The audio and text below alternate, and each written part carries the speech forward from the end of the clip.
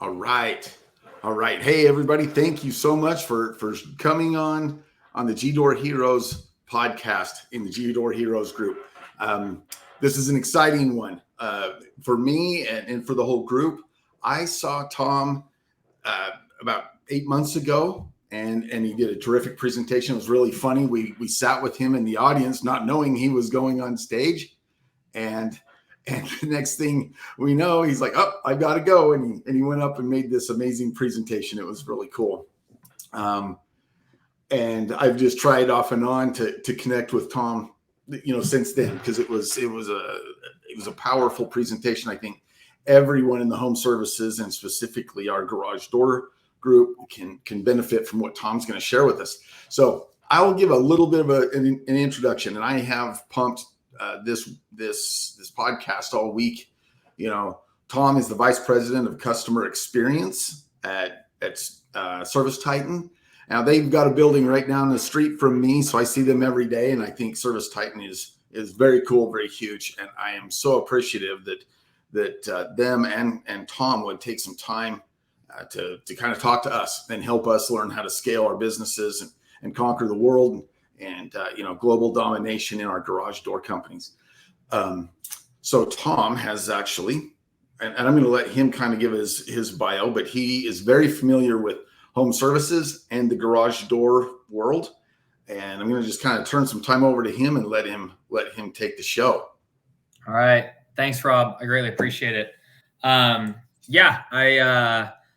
think I can hop right into my presentation because a couple of things, the first few slides are about my history here. Can you go ahead and share the screen there?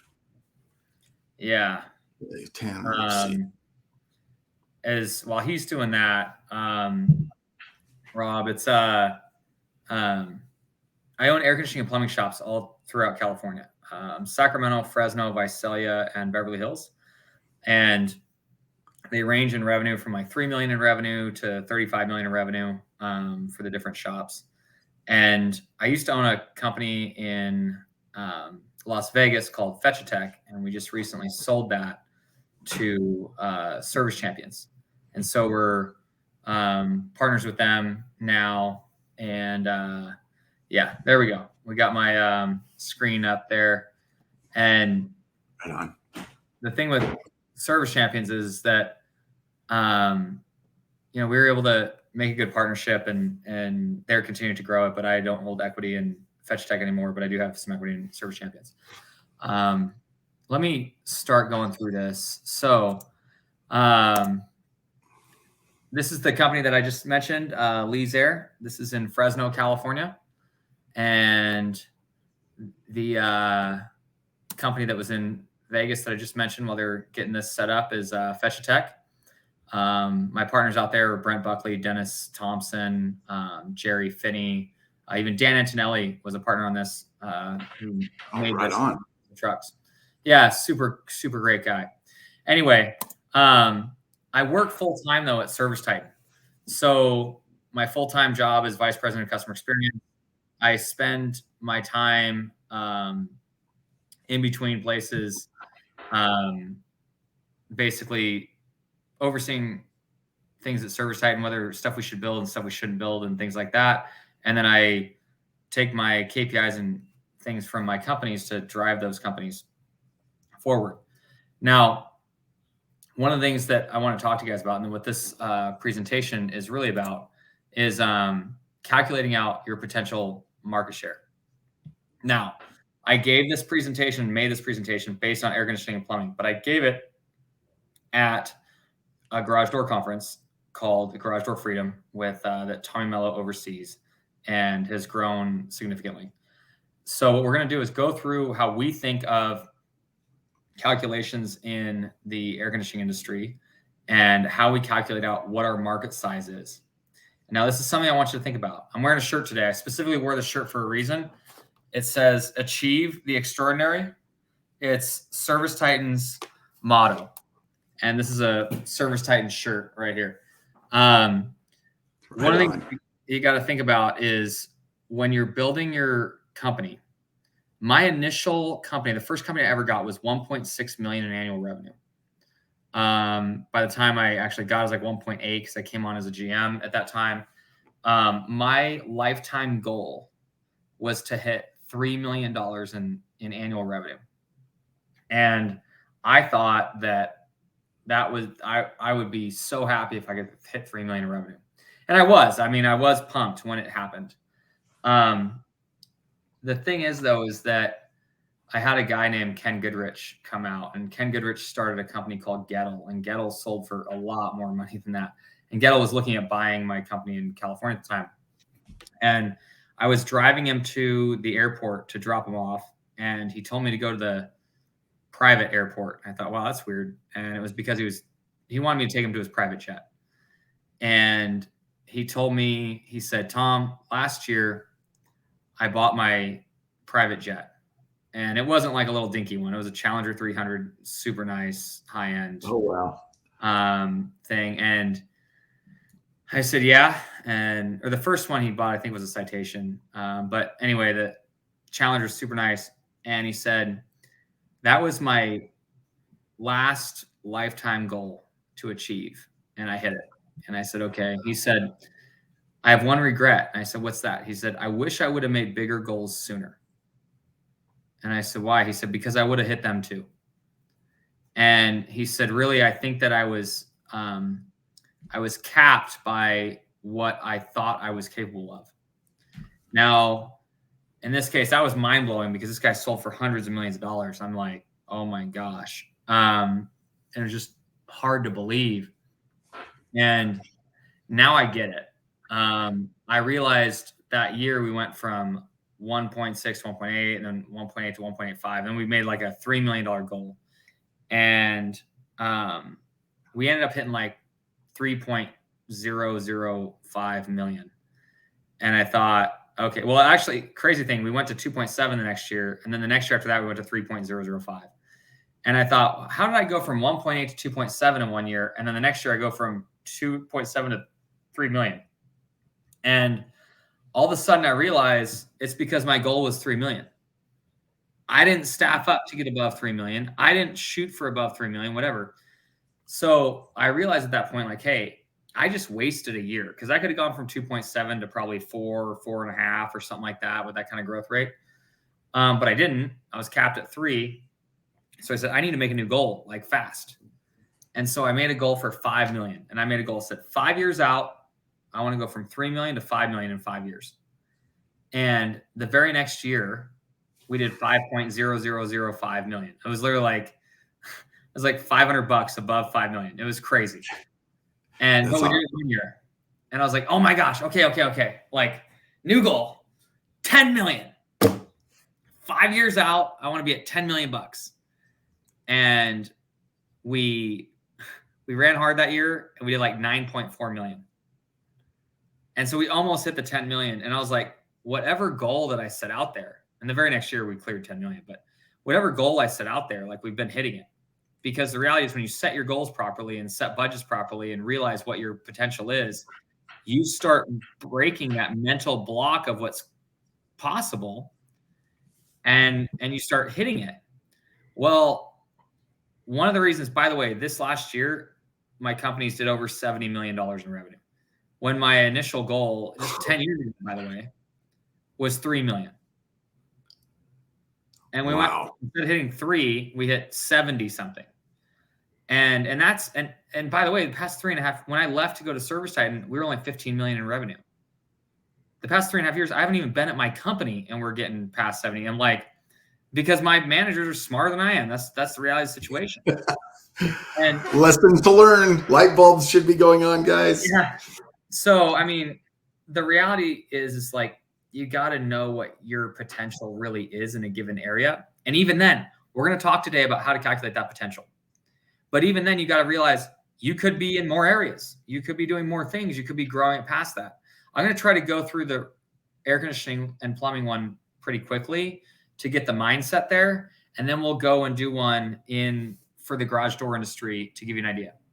By the way, Many of you may know Tommy Mello and I are pretty close from A1 Garage Door. I had shares in A1 Garage Door when it sold. I was on the board there, and he he thinks like this a lot. He thinks about what is his capacity and his potential, and constantly is blowing up. And that's why he sold for, hundreds and hundreds of millions of dollars. And I was there when he was sitting in his apartment, like, hashing things out. And the guy, he thinks this way, like what's possible. He doesn't let things get in the way of, oh, I can't do this because it's a different industry. He went into the air conditioning and plumbing industry and stole all of their ideas and everything else, and ended up applying it to the garage door industry. So I highly recommend listen to the HVAC and plumbing thing, and then we'll go into the garage door piece. Is there anything you have to add there, Rob, before I move on? No, but there's been some real gold here, guys. Just to this point, when we can remove those mental blockades that are stopping us from achieving the goals or thinking about the next, taking those next steps that we need to. And Tom is a fabulous example of that. He's laid it all out.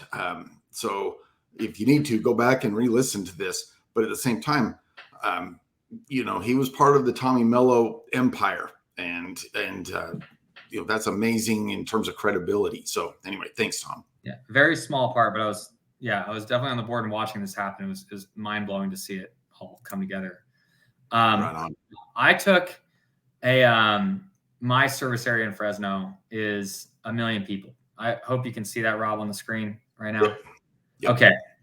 So I quickly did this. I said, okay, how many people are in a household? And by the way, in any of your areas, and I'll show a bunch of examples of them later on the slides, go into your area. You can find out the population on Google, but you can also type in, like, if let's say you're in Arkansas, or you're in, I don't know, let's say St. Louis, Missouri. You can type in, average people per household in St. Louis, Missouri. It's all publicly available. You can search on Google. You can figure that out. And it's really important to us here, because what I want to know is not how many people are in the area. I want to know how many households are in the area. So if I take 1 million people and then divide it by 2.3, I find out there's 434,000 households in my area. And so this is just a basic, pretty simple math. By the way, none of this stuff is like complicated calculus or anything. It's all add, subtract, multiply, divide. Like anyone that's been through like 4th grade could probably do this. Like, don't be, there's gonna be a lot of numbers on the screen, but like, it's all very, very rudimentary when it comes to the mathematics on it. Just think about this. I just need to find out how many households are in my area. So, and the way to do that, search Google, what's my population and how many people per household. By the way, a lot of you are in places where there's a lot of small areas around it. If you're in like, let's say St. Louis again, type in St. Louis metro area population, because proper St. Louis might only have X amount, and then the surrounding area that you still service has more. Google will give you that information. Anyway, so I got 434,000 households in my area. Now I want to, how many of those households do I actually want to service? Keep in mind that some of these are going to be like, I don't know, apartments. You might not service apartments. Some of them, in my case, I'm an air conditioning company. Some of them have swamp coolers, and I don't service swamp coolers, so I don't want all of them. So I'm going to cut that down from 434,000. I'm going to say roughly, my estimation, I probably only want 60% of those. and it's going to be different for everybody. Like, figure out how many households you have, and then figure out how many of them you actually want to service. So I realized households I want to service, it's probably only 260,000 of them. Everyone, you follow me here, Rob? Yeah. Yep. Got it. Everything's good. Sounding board, since you're the one I can talk to. Then I want to say, how often do people replace their AC? Now I'm going to show you how to do this in the garage door industry in a minute. But for me, I'm like, I've got to come up with an anchor, right? Of like, what main thing do I want to track in my business?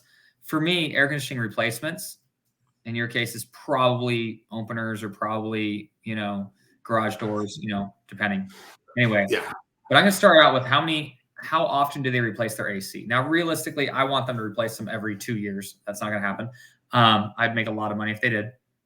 But it's realistically probably every 17 years. You can estimate a number on that. And you can even do it by cycles on your garage door or whatever. Like I said, I'm going to go through how to do this in garage door in a minute, but I want to get the mentality across. So I've got 260,000 households. They replace their AC every 17 years. That means that if I take 260,000 and divide it by 17, that means every year there's about 15,345 air conditioners in my area. And I'm assuming they're all single air conditioners, that I have no houses that have more than one AC unit, just to be conservative. That means 15,000 air conditioner replacements in a year. You follow me there, Rob? I got it. Yep. We're getting it. So we're seeing it. Then I want to say, okay, what percentage of that can I actually get? Now everyone thinks, oh, well, I could get 100% market share. You can't. The reality is somebody's going to have their brother do it, or they're going to do it themselves, or somebody's going to have their sister in town or whatever that's going to help out. There's always going to be another company. So to get 100% market penetration, you would need 100% of all the phone calls in your area with a 100% call booking rate and 100% close rate. It's not realistic. Right. It's not realistic. It's not going to happen. Even if you got 100% of the calls in your area, which is really rare, if you have an 80% call booking rate, that means only you have 80% that actually book. And then if you have a 50% conversion rate, let's just say, that's only like you have 40% market share. And that's even if you got every single call in the area, right? So anyway, I put down, the percentage I can realistically capture might be 25%. If you're in a big metropolitan area like LA or something else, like capturing 10%, 11, 12% is probably your max. In small areas, I got a buddy, Trey McWilliams from McWilliams & Son. The guy's in Lufkin, Texas. If you don't know how to get to Lufkin, you land in Dallas Airport and then you drive for 3 hours to get there. This thing is in the middle of nowhere. He has 75% market share. And the only reason he has that is because, well, you can go with me, or I don't know, you can call somebody to drive 3 hours out here. I don't know. That's your option. And even then he only has 75%. So it's it's don't assume you have 100% market share, or you could get it. So there's always going to be somebody doing it themselves.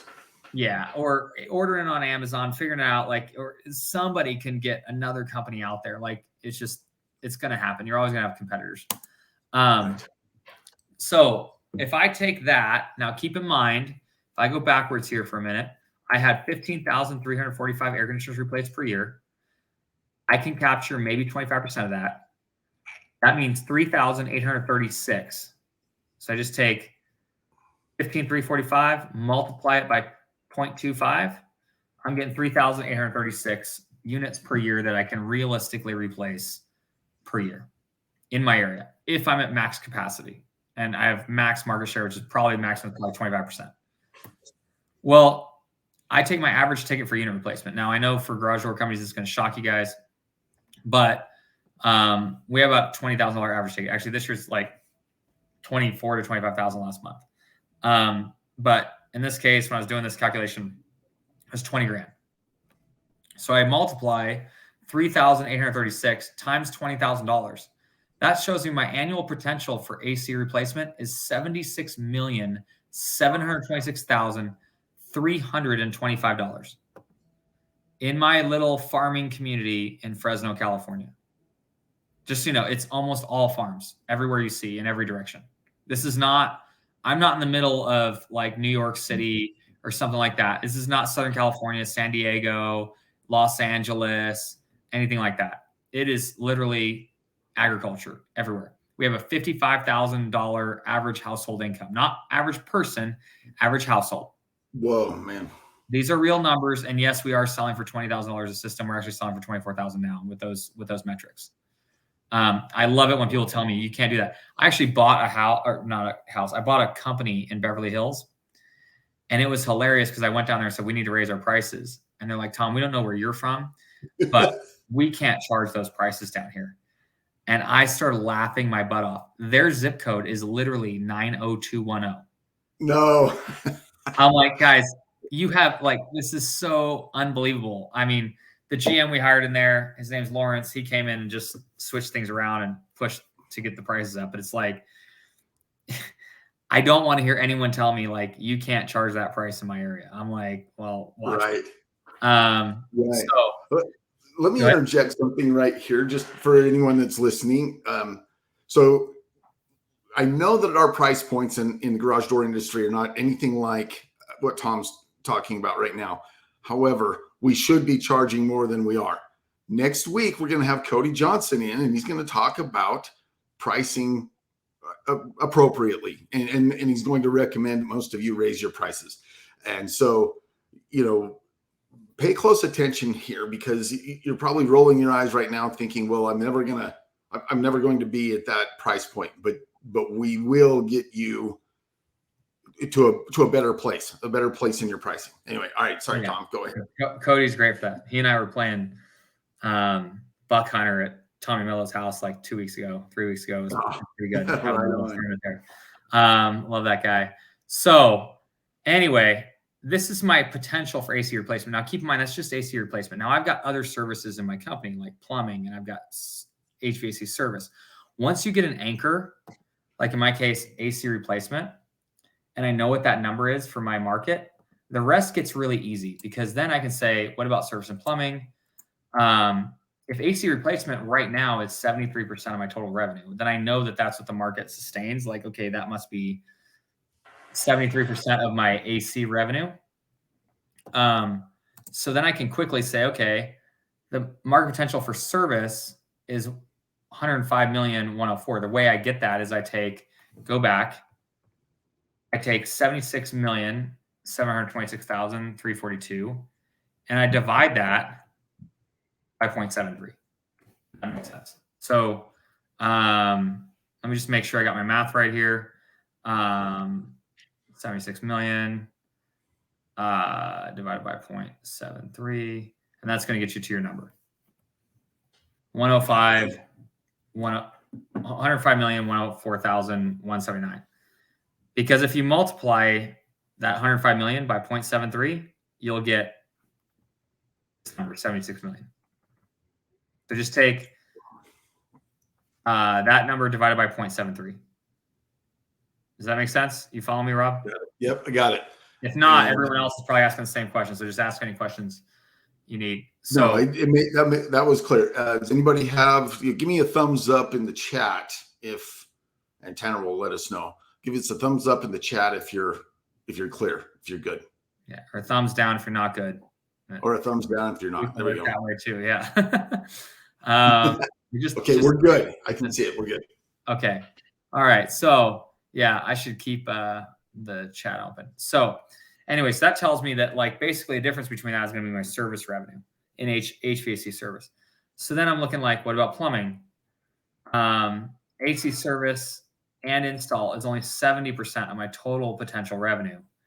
So I'm going to take that 105 and divide it by 0.7.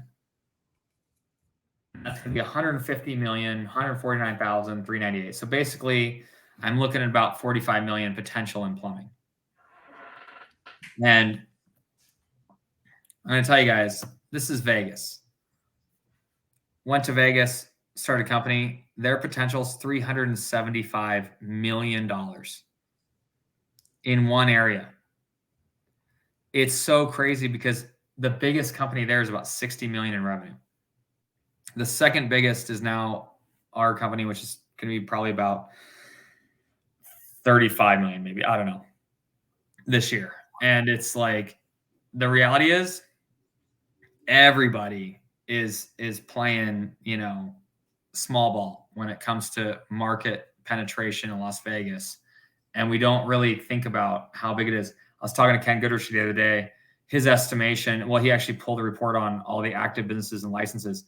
There's 1,700 air conditioning and plumbing contractors in Vegas. 1,700. There's only 2.5 million people in the whole city. The thing is that we don't think that way. I know like 10. Okay, there's 1,700. We're thinking small. Like there's so many more opportunities for bigger, better growth. And the reality is that the size of your market is not the problem. What people are willing to pay is not the problem. You're the problem. 100%. Like, I can guarantee you that's the problem. Like, I'm the problem in my business. You're the problem in yours. Right. It's spend the time to think about like where you're at, how big you are, that kind of stuff, like, and think about what the potential is. Now, let's go over in like garage doors. So we took Phoenix in this case. And so I'm like, I need an anchor. Like what can I look at in garage doors? First of all, this is Phoenix. I picked Phoenix because I was presenting in Phoenix, and it was Tommy Mello is in Phoenix, and it was his conference. There's 4.948 million people in the Phoenix metro area. People per household there was 2.82. So you guys remember, I took the total population divided by 2.82. I got 1,754,000 households. Now the percentage of households I actually want to service, I threw in a number here, 60%. You guys have got to decide in your business what percentage of households in your area you want to actually hit. Now, if your area is like super high on Section 8 housing, like, you got to think about that. Like, what do you want to do? Even then, I think like, those people need service too. It just depends on what you want to service, what your service mix is. So that means households I want to service comes down to 1,052,809. Now, how often do people replace their opener? Now, I pulled Tommy's data, and he's okay with me sharing this. They found that openers last typically 9 years. I was like, okay, give me something as an anchor. In this case, for garage doors, I was going to use the opener as the anchor. And anyway, so openers per year replaced in my service area be 116,978. Make sense? Got it. Yep. Rob? Okay. So that's 1,052,000 divided by 116,000 per year. Percentage of market I can realistically capture is only 25% of that. So openers per year I can realistically replace 29,244. Now you might want to use a lower percentage on this, especially if you're in Phoenix. I might drop that to like 10%, 12%. But let's say you could do 25%. That's 29,244 openers per year. Let's say average ticket for unit replacement for that opener is $900. By the way, Tommy charges a lot more than that. Yeah, I was going to say, whoa. Yeah. Annual potential for opener replacement alone is $26 million. Just for openers. There we go, guys. What about all the other stuff I sell? Right. Now, openers are only 25% of my revenue, so I want to take that number divided by point. So take 26,320,000 divided by 0.25, and I find that my market potential in Phoenix is about 105,280,914. You follow me there? Right on. Yeah. Yeah. So what about flooring and storage? What if I want to add, epoxy coatings and that kind of stuff? What if I want to add, racking and everything else? And I'm just going to say, okay, if garage door services are only going to be 80% of my revenue, I'm going to take 105 million divided by 0.8 and find out that my total potential with everything else is 131,601 in one market. By the way, you know how many markets Tommy's in? He's like 30. All across the country. He's in like 26 states now, and multiple states have multiple markets. Yeah. I mean, and this is assuming you're only going to be in Phoenix. Now, you don't want to get to the point where you have all that market share in one area, because what happens is you can't grow the next year because you just maxed it out. So as you're starting to get close, maybe you're halfway there, maybe you're 25% of the way there, you start saying, okay, I really need to go to other markets. Do not, under any circumstances, one, go to another market when you haven't figured out your own market. If you're already losing money in one market, don't go to another market to solve your problems. It just magnifies your problems. Number two, don't add flooring and storage if you can't figure out how to make money in garage doors. Right? So everyone gets excited like, oh, I want to go out and I want to add all these other features and all these benefits and all other stuff for my customers because it'll solve my problem because I'm not making money in garage doors. You got to figure out, at the end of the day, like, you got to be a great business person. Become a great business person first. And if you become a great business person, you can add all kinds of stuff on in your business that make more and more money. But just make sure you've got the fundamentals of your business figured out, or adding more stuff tends to complicate the whole issue, if that makes sense. Absolutely. Let's not chase too many rabbits. We won't catch any. Yeah. Here's some other cities. I pulled Calgary, Alberta, Canada, Chicago, Illinois, Dallas, Texas, Denver, Colorado, Fort Myers, Florida, Kansas City, Missouri, Vancouver, British Columbia. I did all these cities just to like try to give you guys an idea. And these are all pre-packaged, pre-calculated. I did it for you with those numbers, assuming 25% market share, assuming you only want to service 60% of the population. Like I went through and added all these up for you. So if you happen to be in any of those cities, you don't have to do the math for yourself. It's right there. You can just steal it. But the calculations really, I mean, there's a lot of steps there, but if you just think about it, it's like, okay, all I have to do is figure out how many people are in my area, which means how many people per household, which means how many households do I actually want to serve? And then figure out how often do those households replace their opener? And really realistically, what percentage of them can I actually get? And then I multiply that by how much I charge for an opener. I mean, you're pretty much there for your opener. And then you figure out what percentage of that, of your total revenue right now is openers. And then you can just divide by that percentage and it'll tell you what your total market potential is. So it's simple. Find out how many households in your area, how many of them you're actually going to serve, and how much you're going to charge them. I mean, and these numbers sound astronomical when you get into it, but the reality is they are. And the thing is, we're here playing small ball, dinking around like, oh, trying to make these small goals. And it's like, if I learn one thing, it's like, you've got to make bigger goals.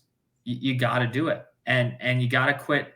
People, I heard a great quote. It says, people that make excuses or excel at making excuses very, very rarely excel at anything else. Oh man, that's deep. That's profound. Yeah. And to me, it's like, once I stopped making excuses for myself, I started realizing like, oh my gosh, look at this. And the people that I found, that the people that just execute, the Tommy Mellos of the world, the Ishmael Valdezes, like they just execute. Like that's honestly the difference between me and them. They execute. That's the bottom line. I can't say it's like because of their market. I can't say it's because of what industry they're in. I can't say nothing. The reality is they execute and they have massive goals and they just focus on execution, and their companies are doing hundreds of millions of dollars of revenue a year. And one's in garage doors and one's in, air conditioning. I mean, I was blown away. I worked with Ishmael Valdez as well down at his company when he was much smaller, and I was a consultant with him, and he and I are friends to this day. And the reality is like I had all the mathematics figured out to tell him what to do and everything else. And he did it, and he did it faster than I did it in my own shop. And he ended up, he's, I don't know, I think he's doing 150 million in revenue this year. It's like, it's just absolutely unbelievable. He's 36 years old. Right.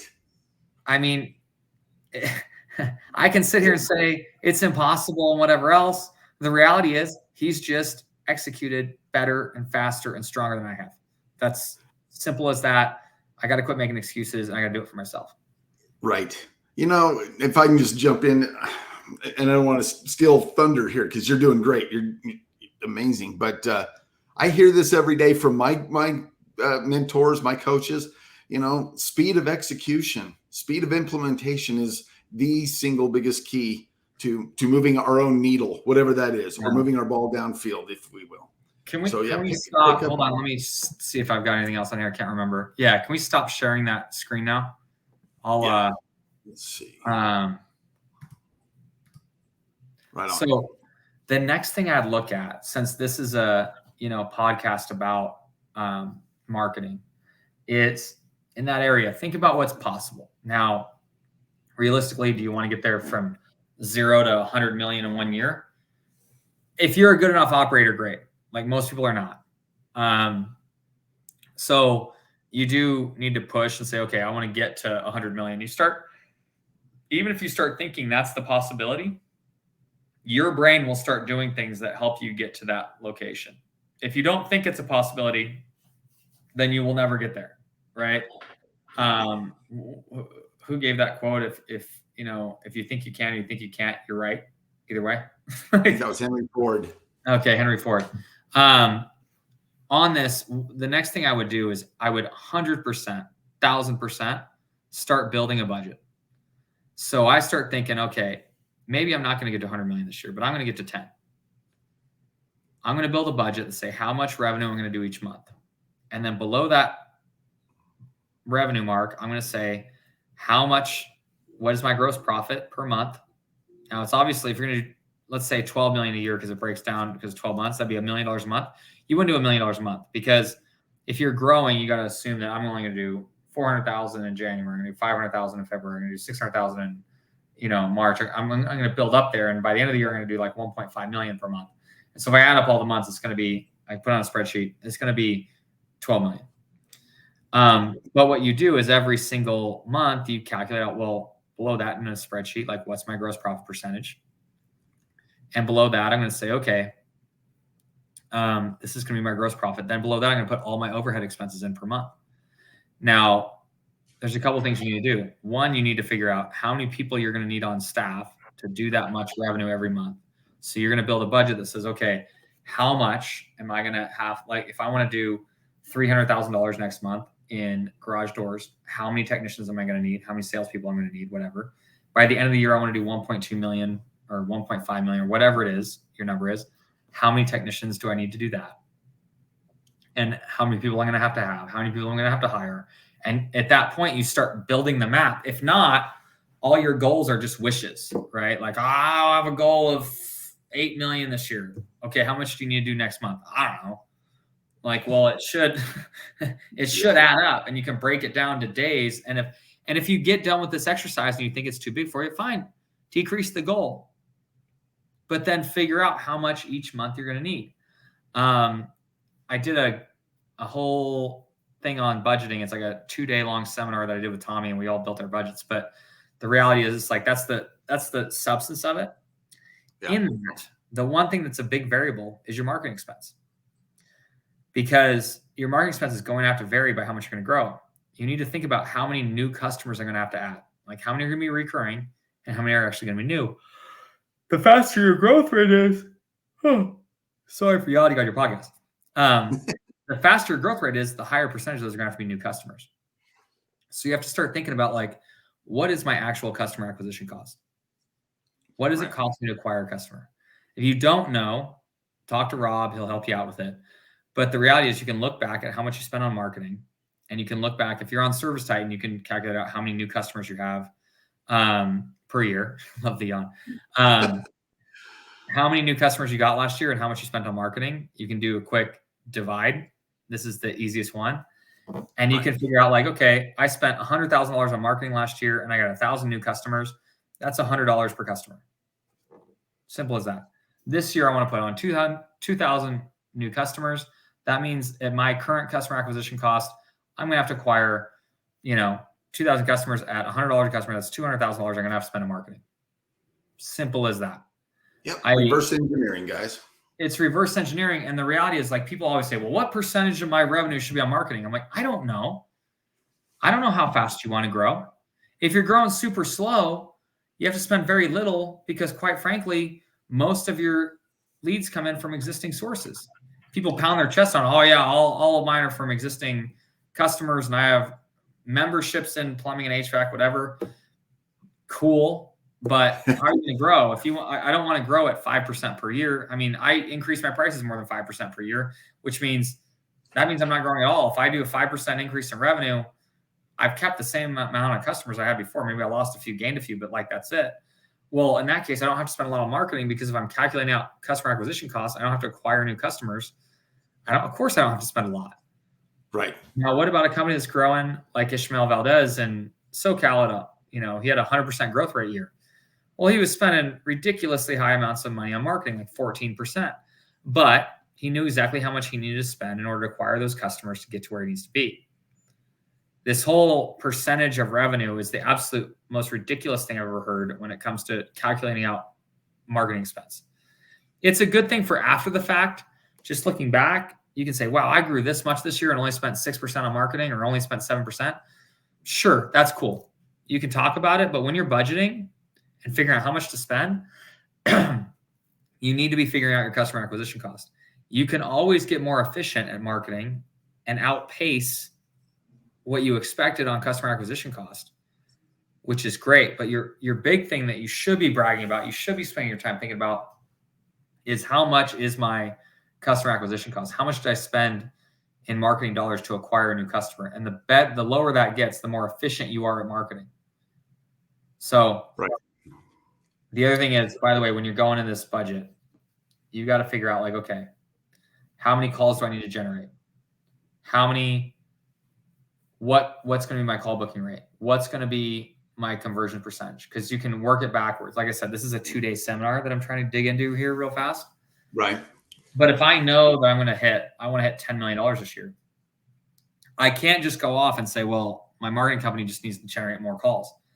If your calls are coming in, but your call booking rate is 40%, then you're blowing half of that money out the door, and your customer acquisition cost actually goes up. Because when you're looking at customer acquisition costs, you're not looking at cost per call. You're actually looking at what it costs to acquire a customer. If they don't actually book the call when it comes to your office, you're not acquiring anything. Right.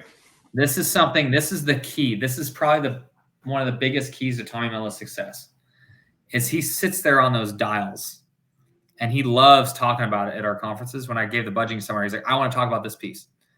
He's like, look, when we build the budget, he's like, in my budget, I need to generate an extra 800 jobs this year. Right. Well, he's looking at it like, gosh, if I generate 2,000 calls at a 40% booking rate, that'll generate 800 jobs. But I could generate 1,000 calls with an 80% booking rate and also generate 800 jobs. Would you rather generate 1,000 calls or 2,000 calls? Well, I'd rather generate 1,000 because it costs a lot less money to do the same amount of work. Yeah. And all of a sudden your profit starts going really, really high.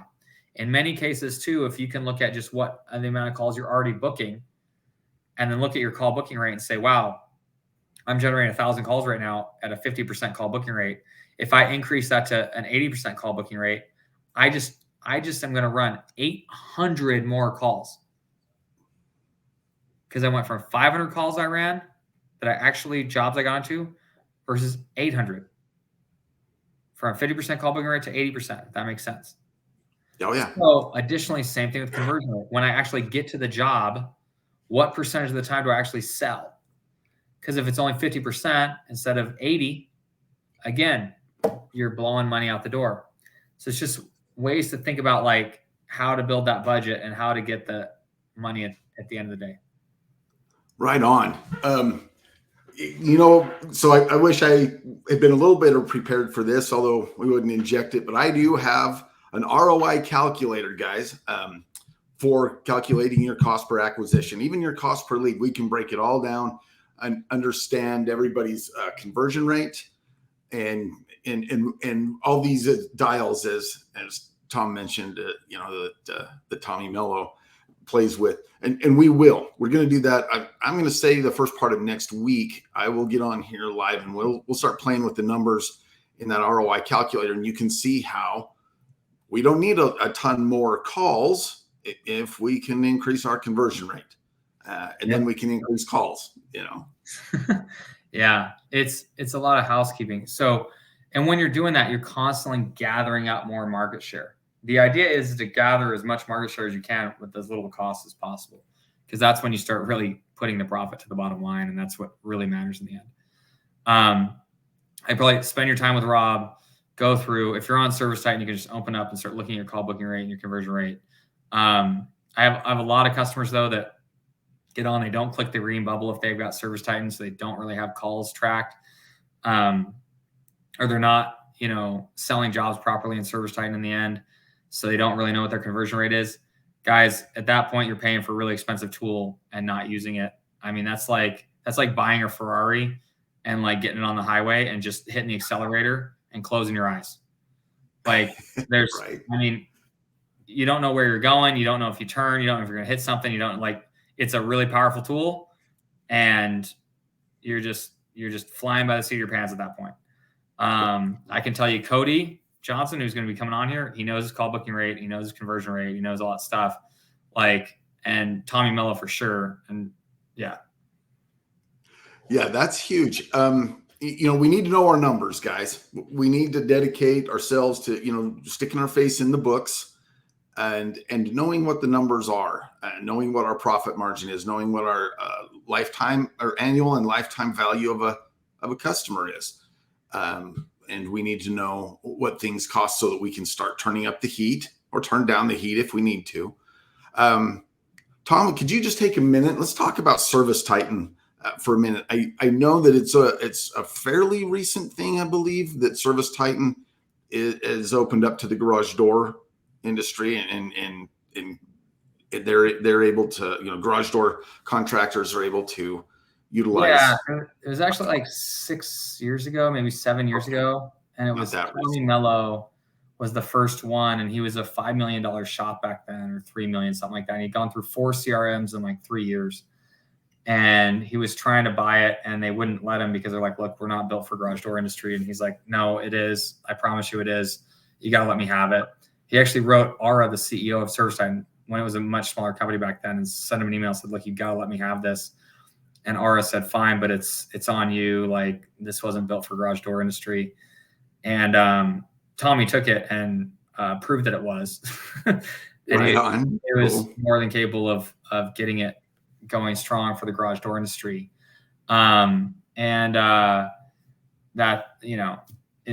him and Ara have been friends ever since. And Tommy called Ara one day and said, "Hey, I need you down at my garage door freedom event." And Ara, at the time, we had 3,000 employees. Ara dropped everything that he was doing, hopped on a plane, flew to Phoenix. I didn't even know till that morning. Ara hops on a plane, shows up. Is like, "Tom, get on stage with me and help answer some of these questions." I'm like, "Okay." And so, because Tommy made a phone call, like, those guys are very close to each other. And Tommy's made a great intro into the garage door industry for ServiceTitan. And now we have hundreds and hundreds of garage door companies on ServiceTitan, and have for the past 3 or 4 years. We've been up to several hundred garage door companies. Cool. What do you think? What do you think the best lever within the ServiceTitan platform? What are the best levers that garage door guys can get in and change their business? I talk to a lot of garage door contractors that are not. They're not even using an electronic format for organizing their an electronic CRM. They're just not. They're not organizing their clients. They're not organizing their routes and their texts. So if you can talk to that point for a minute. One is that in order to get on ServiceTitan, you got to have at least 3 or 4 technicians to make it make sense. So if you're below that, like, start with something else, and then until you grow up to that point. And ServiceTitan will tell you when you get on the phone, like, "Hey, we don't want to sell it to you unless you're at this size, because it doesn't make sense to you or to us." And ServiceTitan is heavily incentivized to make you successful, because the only reason the way they make money is by you growing. They sell you more licenses for more people you have. And so they want you to get bigger, stronger, better. And they're very open with you about that. So once you're like 4 techs, 5 techs, that kind of thing, like including yourself, it gets to the point where it makes sense to have it. Now, some of the biggest things include things like the marketing tracking. I've got a different phone number for every single marketing campaign I have. And so when someone calls my office, I immediately know Sally Jones is calling Lee's from Lee's Air from Google ad number 6372 or whatever number it is. Tommy has like over 5,000 phone numbers tracked in ServiceTitan. He's got, like, he knows down to the penny every single marketing campaign and what's generating how much money and everything else. Not how many calls, but how much money is being generated. That's probably the biggest. That was one of the biggest things that sold me on ServiceTitan in the beginning, when all my companies, by the way, run on ServiceTitan, even my pest control company, which they said it won't work for pest control. I was like, "Oh yeah, watch me." And it's successful multi-million-dollar pest control company now. And it was like $400,000 of revenue when I turned on ServiceTitan. Next thing is the automated alerts and things. I mean, every single one of my people, they get excited when we sell an install. They all get a text message, all the salespeople, myself, everything else, saying so-and-so sold this, blah, blah, $22,000. Everybody gets excited together, and it gets that really, like, that juices flowing on what's going on. Additionally, we have automated reports that go out on what your call booking rate is, whatever report you want, you can schedule it. I say, I want it daily at 6 a.m. I want to have a report that tells me X, Y, Z. I mean, those things start coming out, and you start getting really good data and start getting everybody on the same page. I'd say Marketing Pro is probably a big thing to automatically send your emails out, things like that. Rob, your team If you know the ServiceTitan platform, you can get in, help your clients build those things in there so that it's just automatically just driving. I mean, every time I have a estimate that I leave that goes unsold, it automatically starts emailing that customer saying, hey, Mrs. Jones, you know, are you sure you don't want to go with the system, blah, blah, blah. And I don't have to touch it. It's just constantly going. And then one of the coolest things that happens is you can set up an alert in there that says, anytime they open your email, let the salesperson know. So let's say a salesperson leaves an estimate for $25,000. Well, that's a lot of money. You know, in your case, maybe it's a garage door, maybe it's $5-6 grand. Still a lot of money. You want your salesperson on the phone with that customer when they're looking at that email, right? Right then, guys. So my salesperson is going to get a text message that says, Mrs. Jones is opening your email right now. And let's say my salesperson, Jeff, notices it. He's going to say, hey, Mrs. Jones, this is Jeff Stantz from Lee's Air. You know, just calling to see if you have any questions or anything. She's like, oh my gosh, I just opened your email. It's like, yeah, I know. I actually got a notification. You know, what can I help you with? And she's like, oh, you know, my husband's right here right now. We're trying to make a decision. You know, it's our house, or we're turning it into a rental and we're thinking about whatever. You know, okay. You know, let's talk about that. So now you got both homeowners on the phone call, both decision makers on the phone. Great time to have that discussion. You know, maybe Mr. Jones has different questions than Mrs. Jones has, and you get to answer both of them at the same time. Those are the kind of things that just make the companies on ServiceTitan have that growth rate that exceeds the industry average. There we go. I mean, we hit so many amazing points just in the last 30 seconds, guys. You know, the fortune is in the follow-up. I hate using sales cliches, but it's the truth. Fortune's in the follow-up. These tools that Tom just mentioned on ServiceTitan allow you easy access to be able to follow up, whether it's the emails, the notification when they open the email. And I preach that all the time. My clients have, you know, we have implementation to get those kinds of follow-up tools in play. And as well as that chance to solidify that relationship, because marketing anymore is a lot about a relationship. So when that salesman can call and talk to both decision makers and make that just a terrific experience, that's huge. Thanks, Tom. All right. Yes. All right, man, we have been on for a while. Do you have anything to wrap it up? Does anybody have any questions they can throw in the chat? And I know we don't get to see exactly who that is. We'll see how it comes across. Comes as Facebook users or whatever else. Yeah. They're streaming now. Yeah, I think just make sure all of you, like, thinking about achieving the extraordinary. I mean, you all became business owners because you had a plan to do something that people thought you couldn't do. And the reality is you've gotten this far, you've done something awesome, which is start your own business. And I think when you start having that mentality of I'm going to achieve the extraordinary, which is ServiceTitan's motto, like I said, that's why I wore the shirt. I love it. It's just, there's opportunities in this world, extraordinary things beyond what people believe they can possibly do. And if you just open your mind to that, amazing things can happen. So thank you, Rob. Thanks for having me on. I greatly appreciate it. Tom. You bet. Thanks again. You go have a great afternoon, everybody. Look forward to showing you the ROI calculator for your marketing pretty soon. And I'll talk to you again, Tom. Thanks. Thank you.